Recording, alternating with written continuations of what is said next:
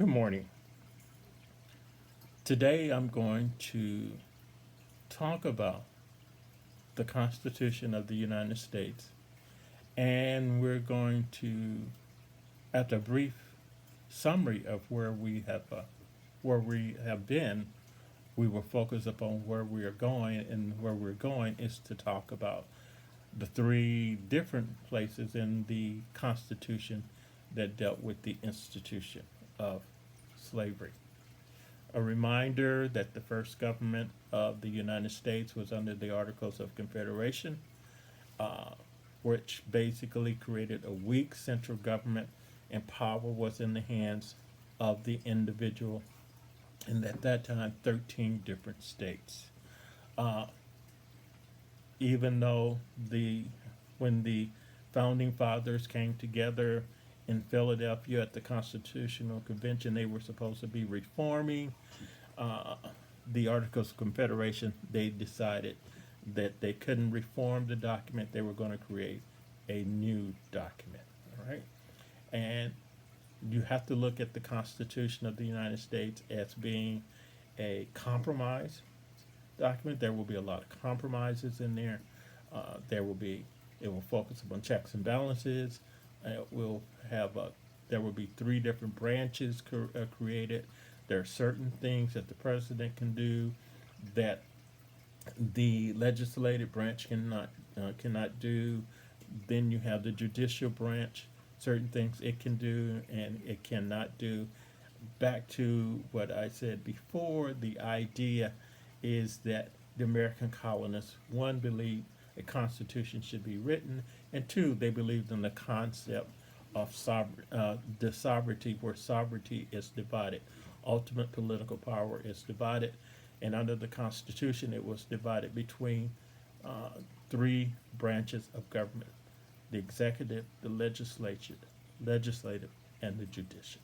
Okay, and one of the big issues was representation. How was representation going to be determined? Was it going to be determined based upon the population of a state, or was it going to be that all states would have equal representation?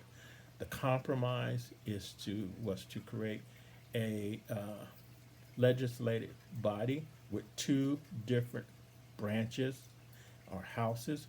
One would be the House of Representatives, where representation would be determined by your population of a state, and the other would be the Senate, where every state would elect two United States senators.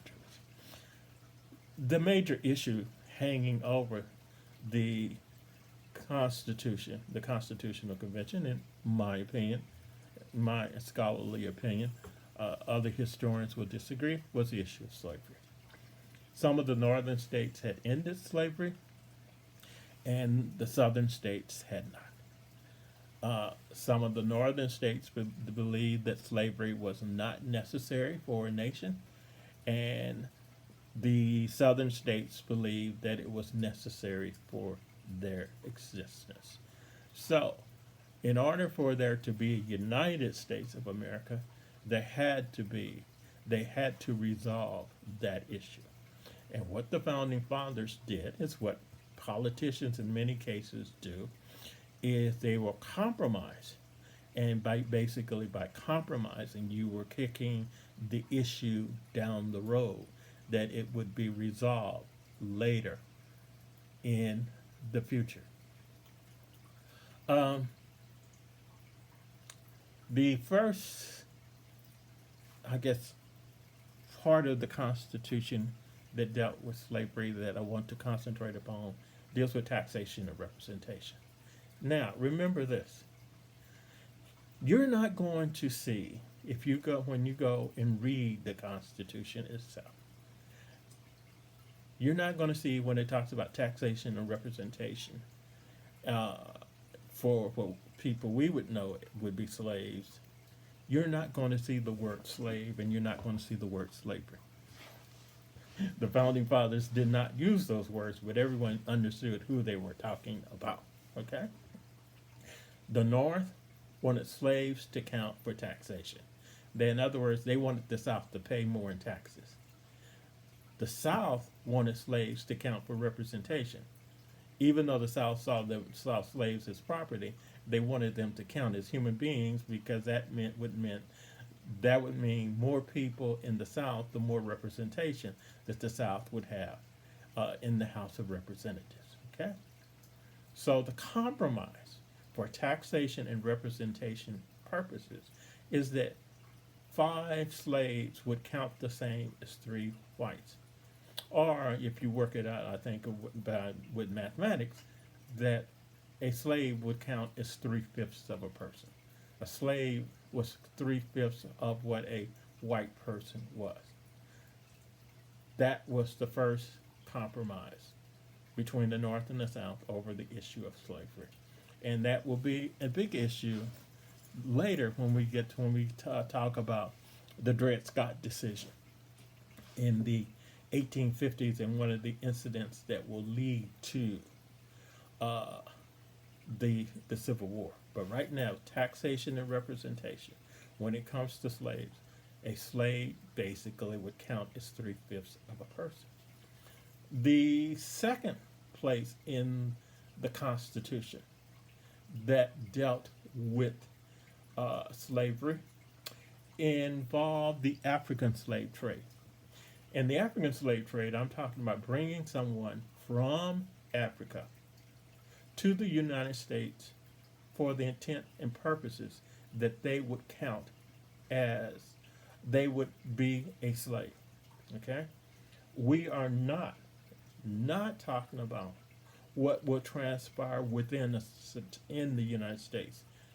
We're not talking about selling someone from Louisville, a slave from Louisville, to a slave owner in Lexington. We're not talking about that. We're talking about someone coming from Ghana across the Atlantic Ocean to the United States. The slave on the slave ships, they would be a slave. The founding fathers, I guess you could say, this is where those who were abolitionists said that we have to do something to begin the process of eventually one day ending slavery. So instead of voting to end slavery, it's almost like they're saying, well, we'll begin a process so we can end slavery over a period of time. And the compromise here was that for 20 years, Congress would not interfere with the African slave trade for 20 years. After the 20-year mark, Congress could end the African slave trade if they wanted to. And that is exactly what happened. In 1808, Congress did vote to end the African slave trade. Now, it's one of those interesting facts in history. So Congress did vote to end the African slave trade, but it actually did continue. There was only one instance that I know of, I've heard of, that someone was arrested and charged for transporting Africans into the United States for the intent and purpose for them to be a slave. And that will not occur until the American Civil War in the 1860s. Something else, another historical tidbit, is we know about the last slave ship that will come to the United States. It ended up near Mobile, Alabama, and a few years ago, that ship was uncovered during a hurricane. The remnants of that ship were uncovered during a hurricane. And the descendants of those Africans live in a community near Mobile. So we know that's one of those little points we do know about that last slave ship. And like I said, we do know that that law was only enforced once. But after 1808, the African slave trade was illegal, but not the slave trade within the United States. So, once again, a compromise. The third area of the Constitution that dealt with slavery dealt with fugitive slaves. Well, who are fugitive slaves? Fugitive slaves would be people who were slaves who escaped. and made it from slave territory, especially to free territory. They would be people like Harriet Tubman, for example, what she did. And this really bothered the Southerners because the Southerners were saying this was their money, this was their property. They did not see the slaves as humans, and they felt that they should have a right to go to Northern Territory or free territory and to get their property back. And what the Fugitive Slave uh, Acts and laws will do is it will set up laws that will make it possible or will justify the actions of the slave owners to do that. So the Constitution then will say that it was acceptable for a slave owner to go to the North, to go to free territory, and to try to recapture any runaway slaves. There will be some interesting events in history where slave owners tried to do that.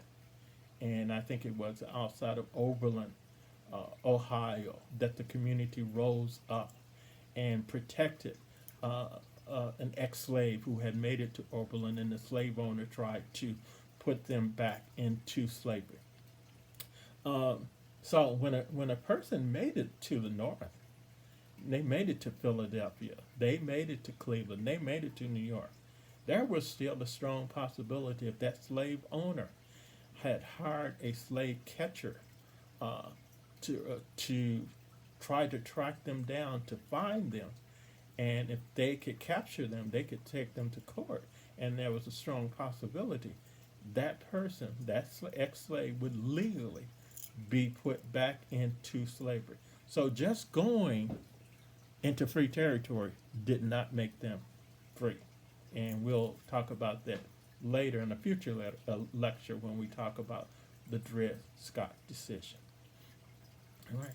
Something else we need to remember about the Constitution. Americans now in 2020 have this idea that the Constitution set up this great form of government and it was a very easy process to get it approved. That is not true at all. There were many of the founding fathers who had problems with the original Constitution as drafted. They felt too much power had been given to the central government.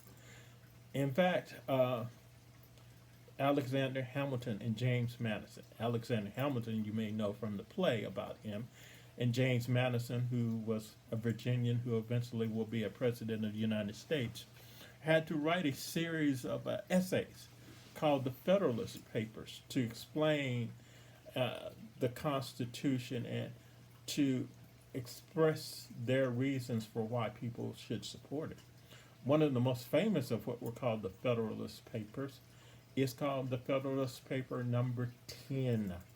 And number 10 is where James Madison makes it very clear that this nation was not supposed to be a democracy. It's interesting when I hear people talk about this nation is a democracy. The founding fathers did not believe in a democracy. A democracy is ruled by the majority. They did not believe in the rule by majority. Madison makes it very clear that the government that was going to be created, if it was ratified, was going to be more like a republic, which is a representative government, which means the people, which would be whoever was eligible to vote, would choose individuals to represent them. The founding fathers had problems with democracy because if you think about it, a democracy doesn't necessarily, democracy means rule by the majority. Okay? Just because a majority of people will say something, just because a majority will support something, does not make it right. Okay? I want you to think about it. If we go to the Civil Rights Movement, if the majority of the voters who were white got the opportunity to vote on every piece of legislation, and got the opportunity to vote whether or not African Americans should have the right to vote. African Americans should have the right to use uh, water fountains the same as whites did. It would not have passed. Majority can be wrong just as easily as ruled by one person can be wrong. So, the founding fathers then were not believers in democracy. They were believers in a republic because they felt that the voters would choose, I guess the quote is the most educated, maybe the most intelligent, those who had the most money to be in charge of the government. In fact, some of the founding fathers would have problems by the way we vote now. And that is, they believed in order to vote, you had to own property. All right. So, you had, when it came to ratification, then this is going to be very difficult to get the Constitution ratified. Um, Go back to the Articles of Confederation. Under the Articles of Confederation, supposedly all of the states had to agree in order to change the Articles of Confederation. Well, remember I told you Rhode Island did not send anyone to this Constitutional Convention. So as long as that stayed in place, there was not going to be a new form of government, or there was not going to be any reform of the government. There was not going to be any change. So they decided, I think, to ratify the Constitution, that they needed at least 9 of the 13 states to agree. Okay? They almost didn't get 9. And the only reason they got 9 is because they had to make another change. And as I think a good change, and that is that the addition of what we would call the Bill of Rights. The Bill of Rights are the first 10 amendments to the Constitution of the United States. The Bill of Rights, the first 10 amendments. This will be in the Constitution where you will find that you have what rights you have as an American citizen. The freedom of speech and freedom of press. You have the right to face your accuser. You have the right not to incriminate yourself. Those are some of the examples, and some people would say the Second Amendment, that you have the right to bear arms and so forth.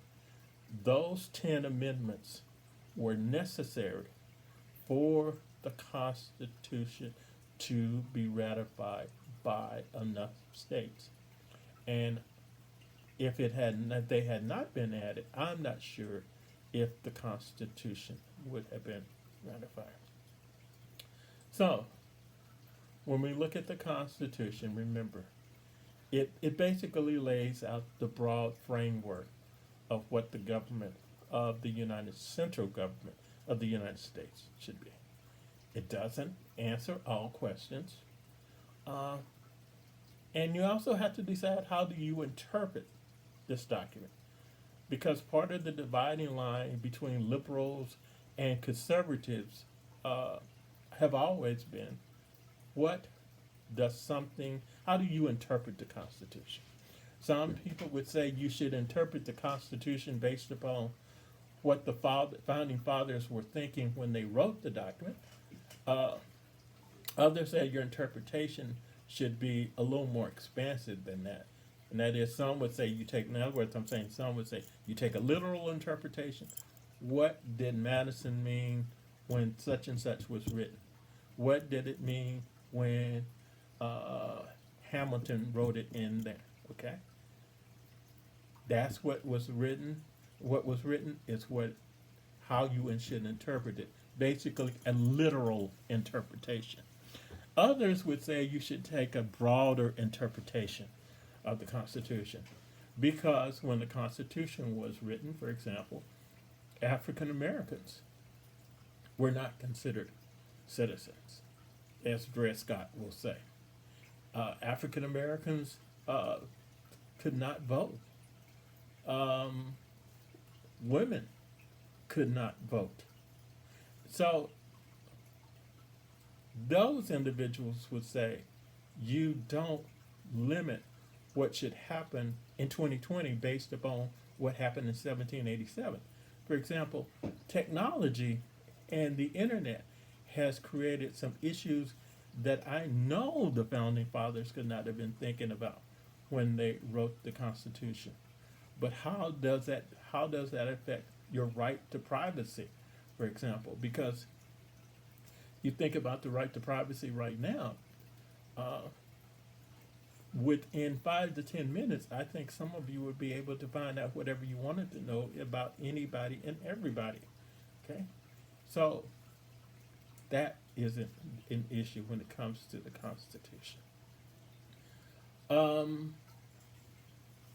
so, but as I would, my what I would say is, I think all of you should read the Constitution on your own and familiarize yourself with what rights you have as an American citizen. Now, there are so many questions. Does the Constitution apply to people who are not citizens of the country, but who may be living here? In other words, when we say rights, are they universal rights? Universal rights would be rights that apply to anyone, no matter where they happen to be. Or are there special rights that only apply to United States citizens? United States citizens maybe should be the only ones that vote. But should someone who is an immigrant, should they have the right to freedom of speech? Is freedom of speech limited to only citizens of the country? We've seen that issue lately, especially as certain individuals are criticized, and the phrase has become "send her back, send her back." Well, when you are not born in a citizen of the United States, does that mean that your rights are limited? Or so there are a lot of questions that you should think about when it comes to the Constitution. Okay, but remember then, the Constitution is a document that is full of a lot of compromises. It's compromises that you could say, as politicians, were necessary, or there would not have been a government. Unfortunately, in 2020, we don't compromise. Okay. Does that mean without compromise you won't have any change, you won't have any progress? I don't know. It's the questions you need to ponder, especially for the students who are younger and in your 20s and in your 30s, as you think about your life ahead of you. All right. So that would be my view of the Constitution. And like I said, majority of African Americans then would have been slaves. But the Constitution did not use the word slave, did not use the word slavery. It did not make slavery legal. It did not make slavery illegal. It just accepted this is the way it is, it exists, and here's what we're going to do about it. And I think the founding fathers knew that one day this nation had to make a decision about whether it was going to be, if you could be, parts of it could be free and parts of it could be slaves. But I think the founding fathers just basically decided we'll kick it down the road. And by kicking it down the road, that will lead you towards the American Civil War. All right? Take care. Bye.